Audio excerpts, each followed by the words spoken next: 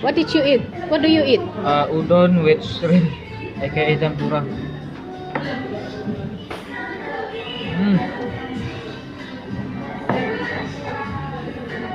How does it taste? Nice. Yeah, how is the ingredient? Really good spicier. But Spicy. even more good if I have this pot later on because I need to finish this thing.